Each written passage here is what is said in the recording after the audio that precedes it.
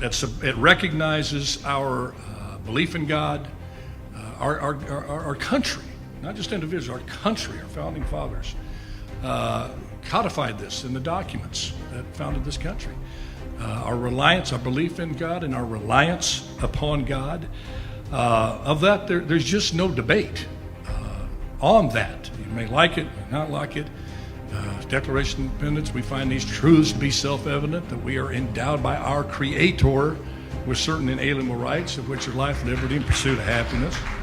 It goes on in the Constitution to say we are putting together this Constitution in a preamble to secure the blessings, not only for ourselves, for posterity. And that Constitution followed with a Bill of Rights that enumerated those godly rights given to man, including the very first one, which was a right to believe in God and to express that belief anytime, anywhere, including the public square. 33 million. It's proven to the money investors that people want something to feed their souls, not just their worst desires. Absolutely. And yes, indeed. This kind of sums up my entire dialogue career on the heat of the night. You ready for this? Okay, this is it. My 7 years on the heat of the night. My dialogue all summarized in this. Get right on it, Chief.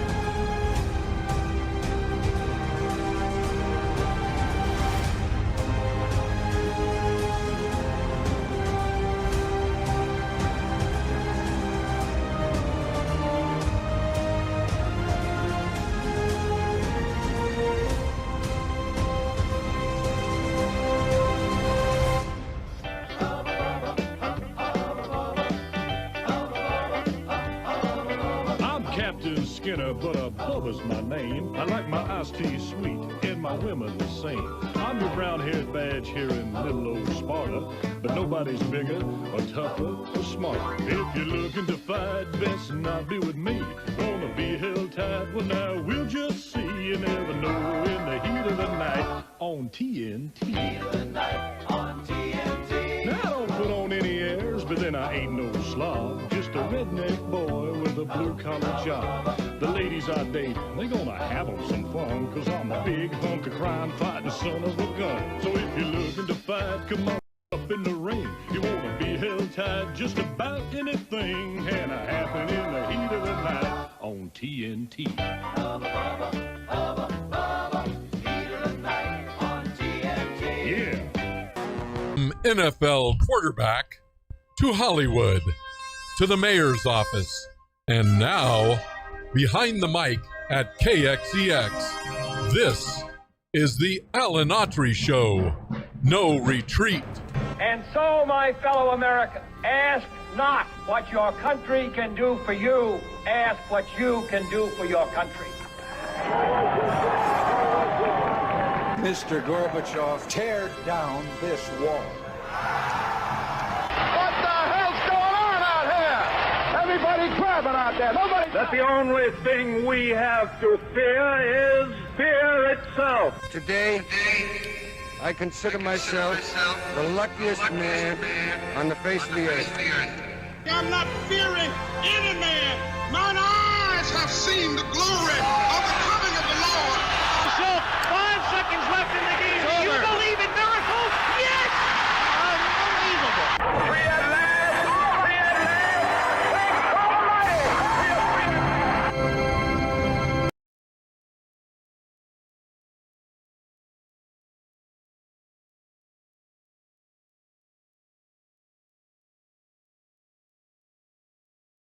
$559-899-1550. Thank God that? It's Friday. TGIF, and I ain't talking about the restaurant. I'm talking about here at KXCX, the best talk in town. The Alan Autry Show. I'm Alan Autry. Thank you for tuning in, whether it be on the radio or social media or whatever device you're using. We appreciate you tuning in for the fastest hour on radio. True, Bobby Leone, Bullet, thank you for being here. Us, good We afternoon. got the whole team here. We got Triple G Sarantalot, otherwise known as Guillermo Moreno. The world traveler. You're welcome. He's back in the I fold. was under the weather yesterday. I've made a big comeback. I got my old Trace Atkins voice going. And Nothing wrong with that. nothing wrong with that. Yeah, a little Barry White. I like Trace Atkins. He's got that new series out called Monarch. Yeah, I saw that. Do you like it?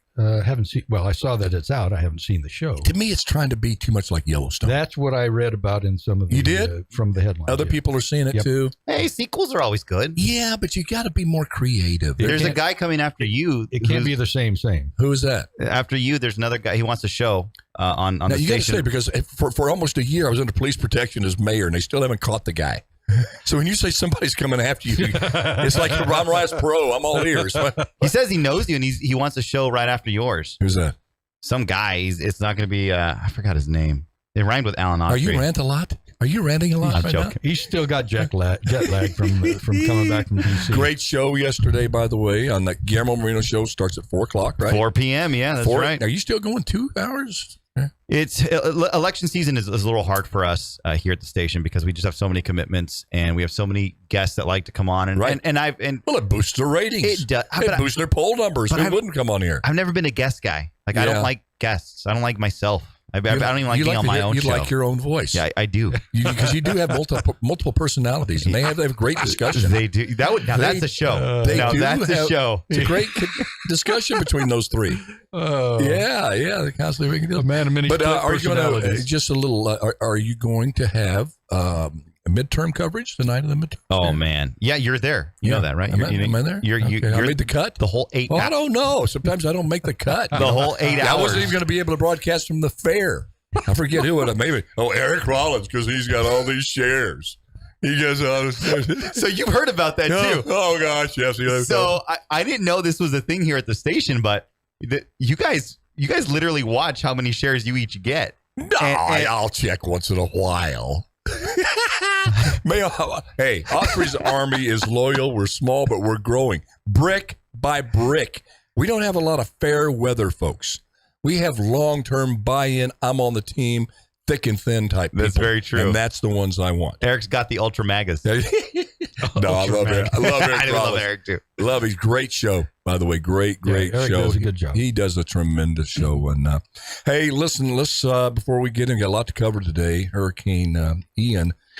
My goodness, it's sometimes Mother Nature steps up and says, humanity, human beings, I know you think you're pretty smart and pretty powerful, but I'm going to show you who's boss. This thing is as catastrophic as predicted, and in many cases, even worse than the worst case scenarios that I was listening to on all the networks out there.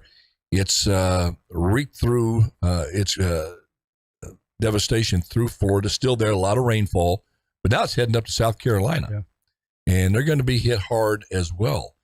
But I think, and I can step back and do this. Some people can't do this, and I'm not bragging. It's the way I was raised. I can do this. I was taught you judge a person on your relationship with them, not what you've heard about them. Okay? Yeah. I was just taught by Joe Duty and Vernon Duty.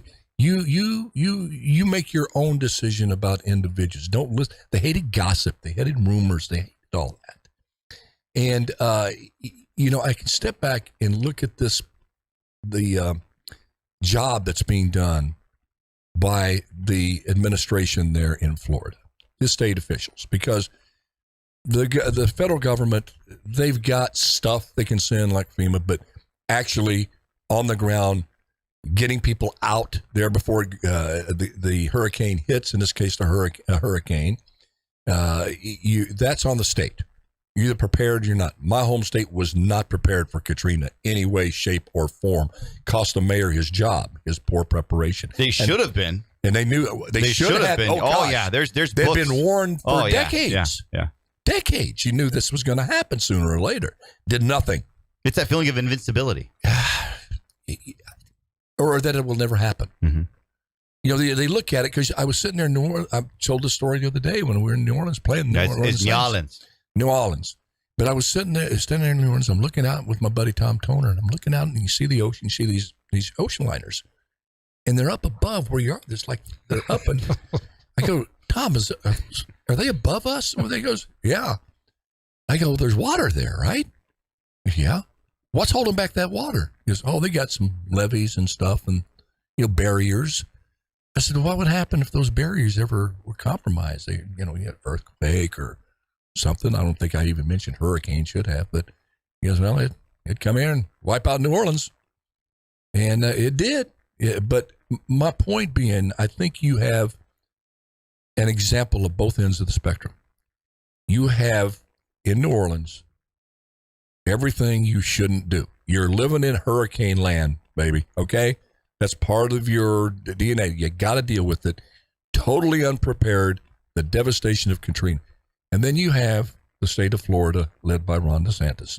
And I listen and watch calmly, methodically, getting people out of there, as many that wanted to leave, encouraging those who wanted to stay, writing out DeSantis being very clear, going, look, this is not the hurricane Mama told you about that you've seen in your lifetime. And he even said, hey, run from wind. You can hide from wind, but you got to run from water. And it looks like they have a template for how to deal with this. What's your thoughts on this? And I'm taking, not take the politics out of it, just analyze the job that's being done in Florida by the officials there. I think it's fabulous. It's just so nice to see government do what government is supposed to do. I think for the last several years we've been playing politics and we haven't been governing and helping the people. I mean, this is what they should do every single day. I mean, not hurricane preparedness, but helping the people that they serve. I mean, this is, if you can't do this, then I don't want to sound like a conspiracy or a QAnon or a January 6th rioter, but if you can't do this, then we shouldn't even have a government. No, I hear you. The number one thing is public safety. Protect your people. It is. So I'm proud. When you're sworn into pretty much any office, put your hand on the Bible, raise your hand and swear to protect your citizens against all enemies, foreign and domestic, and natural disasters. Yeah. Now, you can't prevent that hurricane. And let me ask you this, bro. Uh-oh. If Mother Nature could speak, well, Mother Nature does speak. She had a voice, an actual voice. Would she be saying, now here I'm going to politicize it. But you can't help it. It's already far left couldn't wait. They're on it like starving dogs in a meat house. If they couldn't wait to politicize this. They're saying global warming, see? You got it, the climate change, electric cars, yada, yada. And is this Mother Nature saying, now go get your electric car. If you all got electric cars, I wouldn't be this angry. And these hurricanes wouldn't be this severe if you had your electric cars. Or is she saying, I'm going to show you just how foolish it is to think that electric cars could stop me when I decide I want to do this. When I decide I'm going to let loose a huge hurricane, which has happened for thousands of years, even bigger than Ian, I'm going to do it because what? I'm Mother Nature and I'm pissed. Yeah. Not Which one is she not going to make any difference. I don't care how many electric cars you have. Or they're out there saying how many bicycles you ride or any of that kind of stuff. The woke left's going there. See? But see you're in not going to Florida? convince them of Go anything. get your Tesla and that won't happen. I want to get back to the preparedness that... So you're not going to speak for Mother Nature. Smart move. Can I say something about Mother Nature? Well, after you prepare. Well, is this going to be a commercial for Patriot Supply? No. Okay, got it. Just want to make sure. This is a commercial of how to do it right. And they had time to prepare in Florida. And Ron DeSantis, and I'm not totally on board with him, but he stepped up. You saw what a leader did in Florida with preparing for this hurricane. Didn't mince any words. He said this is a once in a lifetime event. Didn't mince any words. Got all of the different departments, members of the government together Florida Power and Light, everybody prepared for the onslaught that this thing brought on. And that's what a good leader does. He prepares when he knows there's going to be an issue. Right. And it all comes back to, as you said, protect the citizens as best you can. I mean, obviously you can't do everything, but based on what he knew at the time and what information he was receiving, I thought he stepped up, did an awesome job as a leader to get the state as well prepared for this hurricane as you can possibly be. And, whether that's political or not, I don't know. Well, all I'm saying is when I saw everything's the guy, political nowadays, Yeah. but you're speaking, I agree 100%. I'm with you. So again, taking the politics out of it, you got to look at that. And honestly, I'm telling you the truth, sincerely. If this would have happened in Michigan, I don't think Gretchen, Whitmer. Whitmer, there's so many things wrong with her as a leader, so many things dangerous about her as a leader. It would take 4 shows. I'm sorry, I can itemize it. Some of you may love her, but if she would have responded this way, say that hurricane happened to hit there, and she would have conducted herself like Robert Leone said, I could sit here and say, look, I don't agree with her here, and here, but good job, Gretchen, on handling that hurricane. I just don't see why this woke left, again, they can't wait to politicize it. And another thing he did, which was very impressive, as soon as he could, DeSantis and all of the resources there at his availability, as soon as the storm passed through and they could get boats and helicopters in there, boom, they were there saving people. Yeah. They didn't waste any time.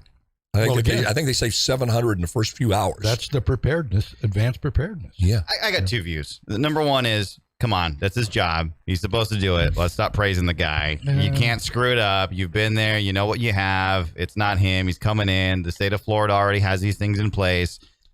Whoop-de-doo. Great job. The other part of me is like, well, wait a minute.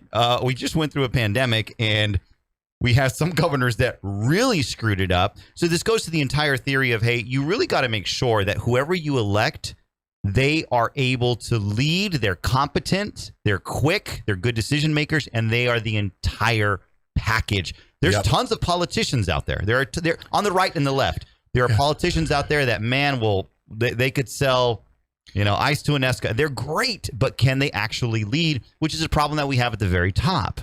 So you can't lead unless you can inspire. Do you have your people working for you inspire? And that's why you have to have a vision. Yeah. People are not going to follow you as the person, but they'll follow your vision. If you have a vision and it touches their soul, because that vision is not about you, good leaders. The vision of public safety for everyone, a chance, a fair shake for everyone, those guiding principles, regardless of how poor or rich they are, regardless of the color of their skin. You have a set of principles that every good person can adhere to, going, that's me. I believe in that. That's when I was a mayor. I said, listen, don't pledge your allegiance to me. I said, mayors come, mayors go. Mayors get recalled, mayors die in office. But our vision to end the tale of 2 cities and become the story of one community where everyone has equal access to opportunity, education, and quality of life, whether they're in North Fresno or South Fresno. I hope that's what gets you to get up in the morning, come to work, whether you hate me, don't like me, screw up or whatever, because that's what is enduring, not me. So did you give Mayor Dyer his one Fresno slogan? Did you give Mayor Dyer his one? Because you know how much I love that slogan. Yeah. Well, the thing, you just know how to turn it on. You're just such a doo-doo stirrer. You really are. Listen, let me ask you this hypothetical. I refuse to answer that question. I will someday. No, he means well. Oh, without a doubt. But the one Fresno and one America and all of that, it doesn't mean unanimity on everything. It means, can you really coexist without killing each other? That's what bringing a city in. If it means, can you bring people together where they don't want to hurt each other and want to help each other, not love each other, not have each other over for dinner. That's just not going to happen. You're not going to have, let's get all the Republican zealots with the Democratic You know what zealots. I thought about? That would be utopia, but it's not going to happen. You know what Can you keep them away from each other's throats? If you can do that, you're a successful mayor, governor, and president. If I'm ever elected, Alan, what I would do is I'd get the right and the left, and I would sponsor the nicest retreat where we just, I would, like a golf tournament, a retreat. Shaver. Yeah, we do the ropes course. To Larry Powell's place. We do the ropes course, and I'm there catching Miguel, and I got a phone call. I'm like, well, hold on, Miguel. Go. Yeah, you're good. Oh, well, darn it. Look, I forgot Miguel. Oh, Gary, I got you. Oh, the old, Gary, the old trust retreat. He's still in that fantasy land, isn't he? Let me ask you this, though, just before we get too far there on Free for All Friday. Do you ever sit back and think about it? We should here in California. The big one? Yes. What would happen when the big one does happen? And it's going to happen in Los Angeles. You know, we're in Fresno. We're the only level 1 trauma unit around. They will have to ship people here, badly hurt people, to Fresno. The freeway systems are such a mess. The coordination between departments is horrendous. I look at that and I go, my goodness, who's ever in the saddle, governor of this state, the mayor of Los Angeles, here we don't have that much to worry about in terms of buildings falling on us and, earth opening up and swallowing us up. But San Francisco and LA and San Diego, they are so ill prepared, Robert. And I found this out how deeply when I was mayor during the mayor's conference. The league, actually, it was a league of cities. You dig into the DNA and you see how woefully ill prepared this state is. And when it hits, it's going to be ugly. And why is that? It's going to be ugly. I mean, this is not like it's going to be a big surprise when this happens. Why can't we be prepared before it happens so that we can take the appropriate steps that when it happens, people's lives can be saved? I just don't think. I think not a priority. I think everything here, especially on the left, here in California, is a political calculation, and I just don't think they think there's enough political capital to gain to make that a top issue. That's a sad comment. It's like insurance, right? It's like insurance. I hate paying insurance. I do. And in law school, they said, well, that's a bet. That's a bet you lose every month. And you want to lose every month. And yeah, exactly. Same thing with life insurance. Yeah, exactly. That's a bet you want to keep losing every single month. But this state, we'll start with the 30,000 foot view. The big one ever happens. That will be, I believe, the greatest catastrophe, tragedy in American history. By far. By far. And the fact that we know it's coming. By far. Guillermo, we can't even put out a wildfire. Yeah. Think about that. Remember. Think about that. There's steps you could take when that fire first started, you could have it out. DeSantis, if he was here, would have it out within minutes. Yeah. And you're talking about a full-fledged big one, the Big Kahuna, an 8-point-something earthquake. Look what they did with the ones prior, the 6.5s in Oakland. Devastation. They were traumatized. Yeah. They couldn't get anywhere. And all the departments were looking at each other going, who are you? In Florida or not, they spend time together in departmental meetings. They run these dry run things. Yeah, and it goes back to even the simplest. Well, maybe not simplest, but you would think when they had the earthquake in '89 up north, the different departments weren't even on the same radio frequency, so they couldn't communicate with each other. I remember that initially. Because the fire department was different than the medical, and everything was sideways. And that one was terrible. And you talk about the freeways, of course, the collapse of the freeway in Oakland, and the problem with the Bay Bridge, when the one section dropped out. I mean, it's. How about the mobilization of the police departments on all of the vandals that are going to be running wild when that happens? How about the border?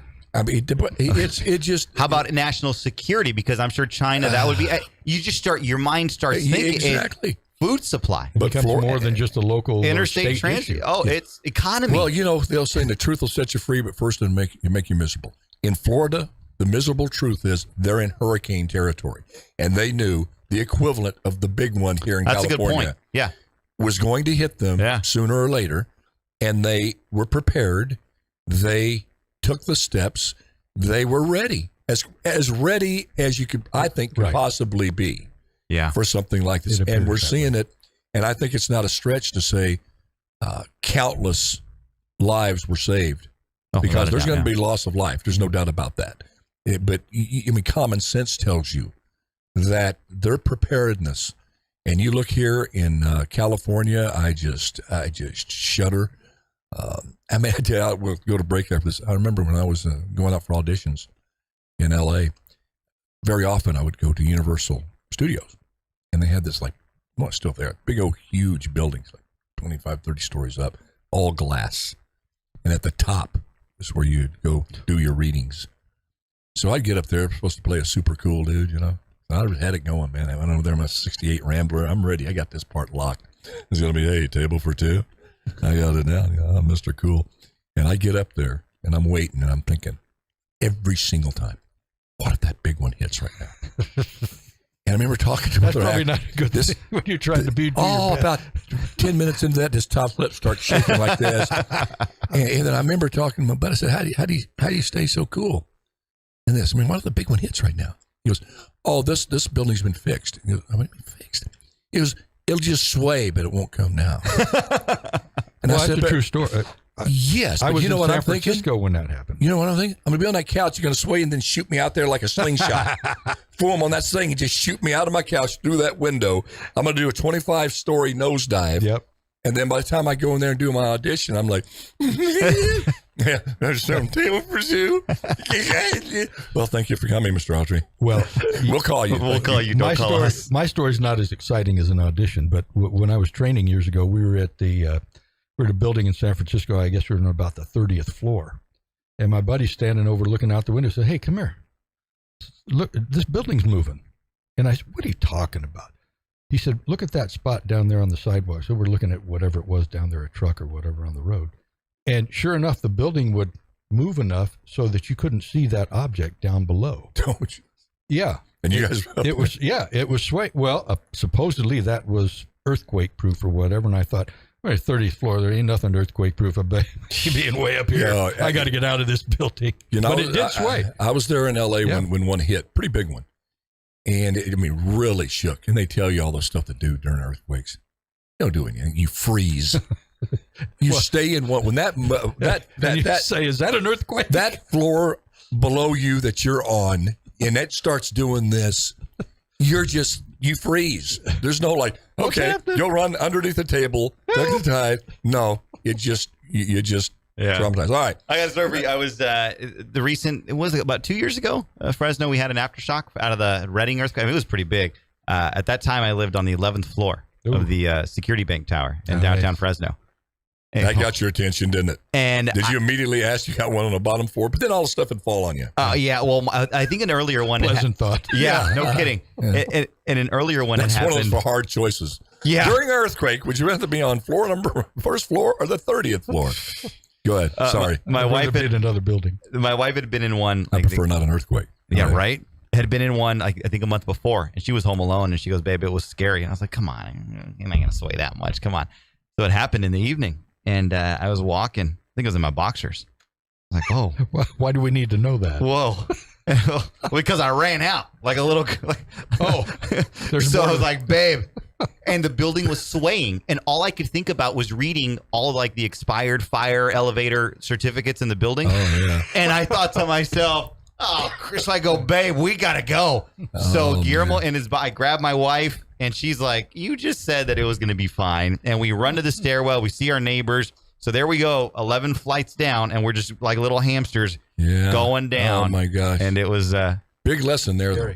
You always want to be wearing those expensive jockey. Yeah, without a doubt.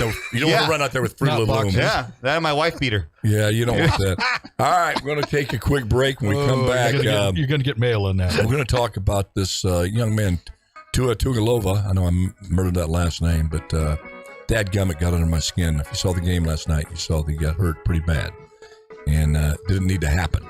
And also, Aaron Judge, local boy, sets a home Fresno run record State. there. We're going to talk about some fun stuff as well.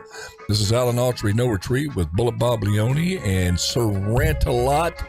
Guillermo Marino.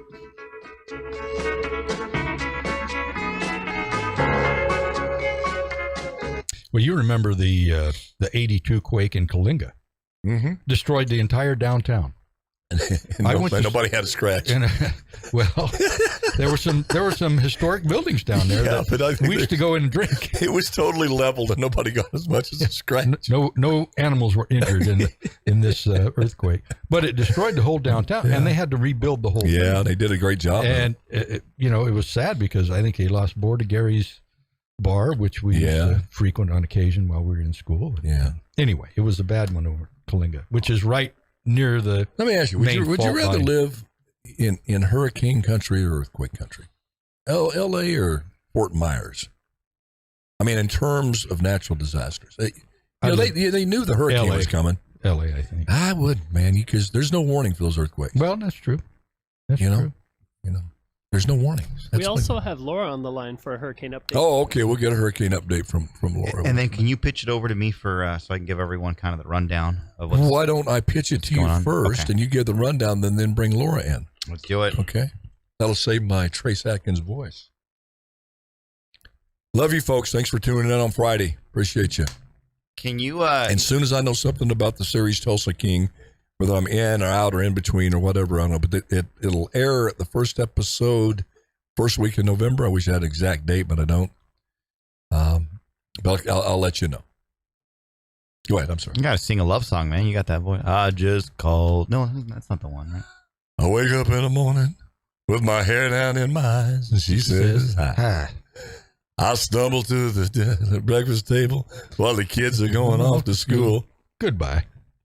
She reaches out, takes my hand, says, how you feeling? I've never heard this song before in my life. And if that's not loving me, then all I gotta say is God didn't make little green apples and it don't rain in Indianapolis in the summertime.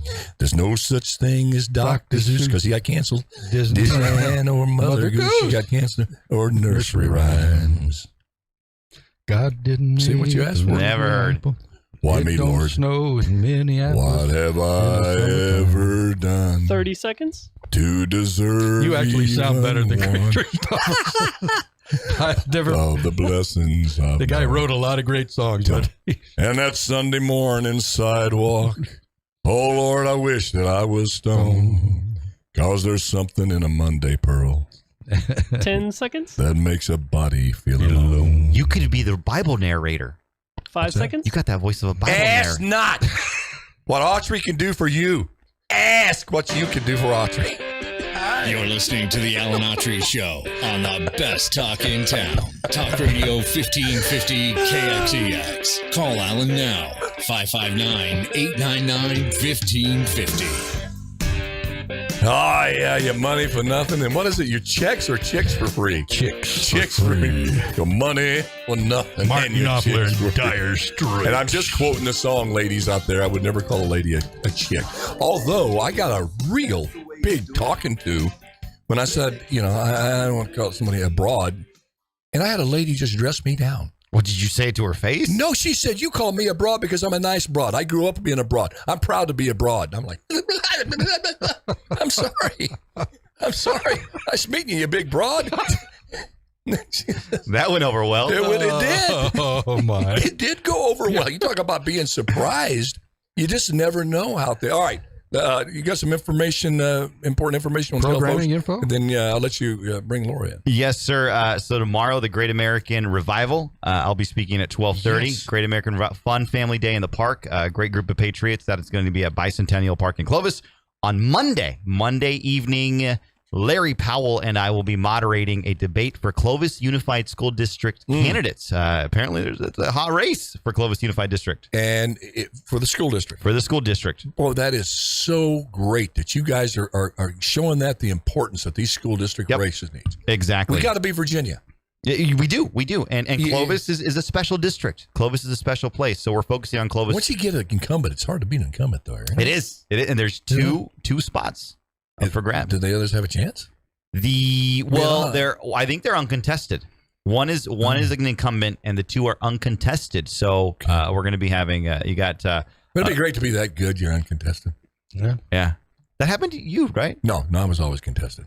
Really? I had 5 come out against me. I got almost 70% of the vote, but it was good. I'm glad people ran. Yeah, it's fun. That's called democracy. Yeah, man. Representative form of government. Won't you bring Lori in? We're just chewing up her time here. Sorry, I'm Well, no, this is great, folks. And if you haven't heard this man speak, say again, 12:30 p.m. tomorrow. Where? Bicentennial Park in Clovis. Yeah. So get there because parking's going to be scarce. Yeah. So make sure you get there by 11:30. Yeah. You might. Yeah. Before the chance of. Sir, rent a lot. You might get a glimpse. Yeah, you might get a glimpse. You're gonna wear your Elvis thing with the collar up and everything. Will you be doing autographs after the presentation? Now that you're such a celebrity, you're already a celebrity. Well, now you're going to be a bigger celebrity. All right, bring Laura in here. Yeah, please. Go ahead. I told you Laura, you're in. Bring it in. Here. Laura, how are you feel? How you doing? Yeah, I just botched that. Bad. It's really bad. Oh man. That's what we're hearing. It's so bad. When my husband went to work this morning, I drove out to the only place that's open, which is the racetrack gas station. Looks like Black Friday at the mall. To get any cell reception, and I called him because he works for the city of New Smyrna Beach. That's where he was born and raised. And he broke down and started crying. The whole damn city's destroyed. Yeah. Gosh, I can understand that. I tell you, I can't tell you how many times I cried when I went to New Orleans and Louisiana and Baton Rouge at Katrina and visited and saw what had happened. And you can't help it. It hits you right in your soul. I had to get to New last night to go rescue my friends. Yeah. Yeah. It's because they couldn't. Their cars are submerged. They spent the entire night in 3 feet of water. Oh my gosh. Yeah. Yeah, it's and we couldn't leave because the wind gusts were 90 miles an hour all day yesterday. When I was on the phone with you, we actually still had everything. And all of a sudden, these gusts started coming through. One of our oak trees broke in half. It was bad, and everything went. Then still have power, and we were dry. We didn't flood, but everybody else did. Laura, you might be. Well, I'm sure you probably could. Give us some information on this. I'm hearing that some places are being hit so bad that it's not just that the buildings are completely gone, but the infrastructure is gone. It can't even be rebuilt. Really, you'd have to put in. Is that happening? Yes. Oh, and we didn't get the direct hit, but beachside New Smyrna Beach, their infrastructure is gone. The Sun Glow Pier is in the ocean. Wow. And we did not get the direct hit. We took on, I'm just going to give you an example. This is just the city of New Smyrna Beach. These are the statistics that I have for that because that's where my husband works. I will not see my husband till Monday. He packed a suitcase last night. He's gone for 4 days, period. I will not see him. But as of yesterday What's his name again, Laura? What's your husband's name? Because I'll make sure to put him on my prayer list. His name is Caleb. Caleb, okay. Caleb. Good biblical name. Okay, go ahead. I'm sorry, Laura. Go ahead. Anyway, he brought home, he had a command center going at the house, and the lift stations, for anyone that doesn't know what a lift station is, that handles your sewage and wastewater. They operate with 7.2 million gallons of water in their tanks. As of 10 o'clock yesterday morning, they had 17.3 million gallons of water total. That means they took on 10 million gallons of storm water, and no one in the city of New Smyrna Beach could flush their toilets. And if they did, they got flooded with sewage. Yeah. Wow. That's 188,000 residents, and of the 188,000, 92,000 have no power or water. Do you know? Because I know you obviously stay on top of this stuff like nobody I've ever seen. I wish you were dialed into. I feel blessed that you're with us at KXEX and just thankful for that. But I wish you were dialed into CNN or Fox or whatever, because I know how you study this stuff. And I just preface that was to ask you this question: what does it look like for South Carolina and the other states as that hurricane moves? Is it going to be the possibility of it being as devastating as it hit Florida? I think that they're going to see the same devastation that our side saw because it came at us at a Cat 1. Are they going to see what Fort Myers saw? No. Okay. But it's going to be bad. This thing has so much rain. It has so much rain, and these outer bands are enormous. I mean, we were in Spain 60-mile-an-hour winds for 12 hours. What kind of rainfall did you get there? Dumping. How many It inches? was dumping rain. How many inches? I heard some places are up to 30 inches of rain. That's incomprehensible. Well, what you have to understand is, okay, we took on 15.5 inches of rain, but we were already in a 17-inch surplus because we had an extraordinarily rainy season over the summer. So technically, 3 feet of water. Jeez. Wow. Oh, okay. Well, Laura, because our retention ponds were already overfilled. And so the second that rain started dumping on, it started coming in. I mean, over there in Orange County by Apopka, those people that are along the Wekiva River, even people as far as 4 and 5 miles out from the Wekiva River, it literally looks like it's a dump out for the river. The water is still flowing from the river into their neighborhood. Wow.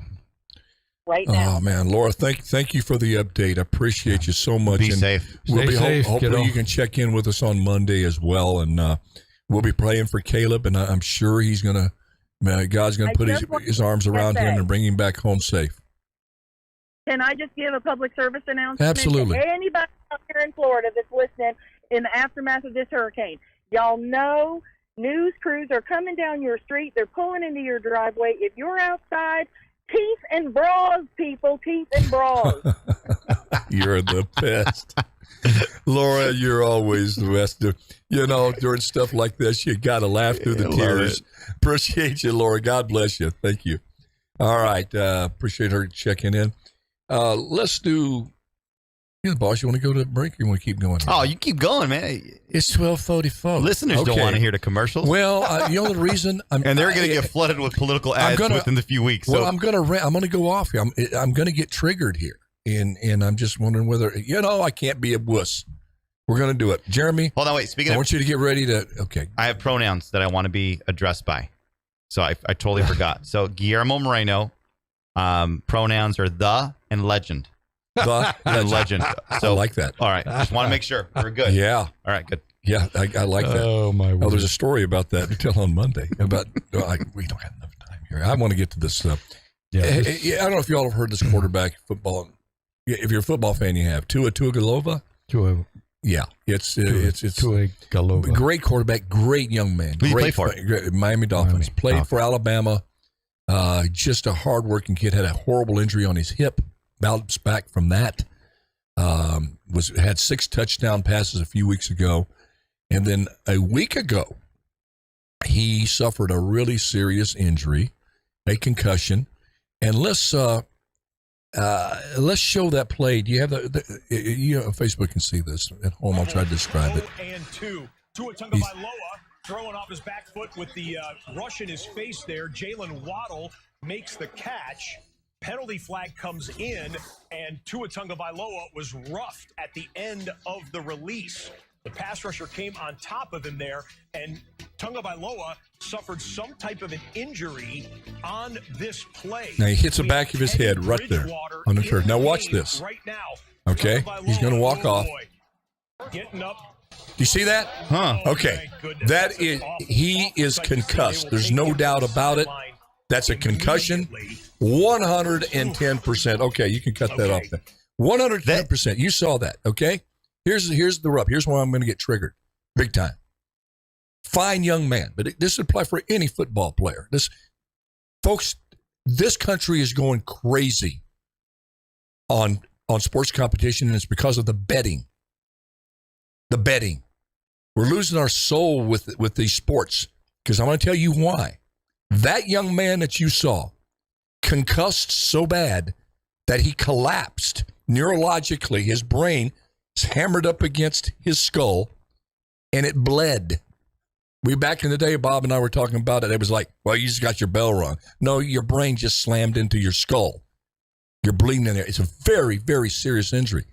It's led to this stuff called CTE. God bless the doctor who discovered it. Because you're seeing pro football players back from the old days suffering cognitive damage, getting early dementia in their lives. Just horrible stuff happen from repeated hits, repeated concussions. Well, they've got a concussion protocol.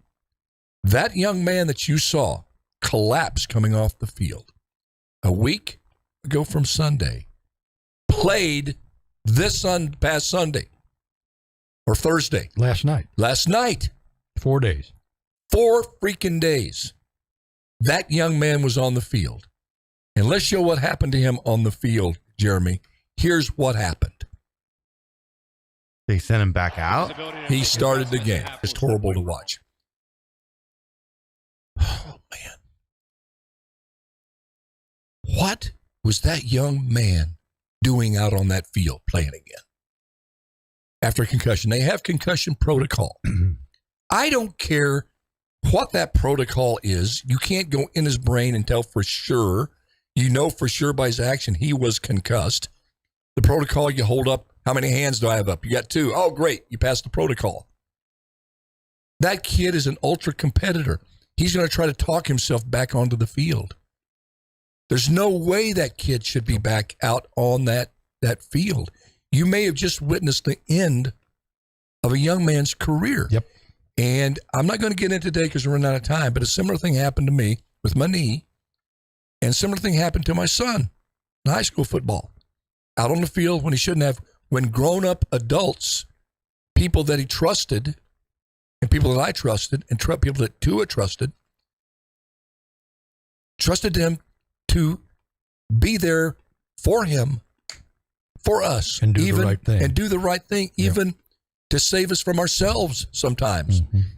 I remember when I got my knee blown out, I was crazy. I was a 20-year-old kid. I wanted to win the game. I didn't care what it cost me.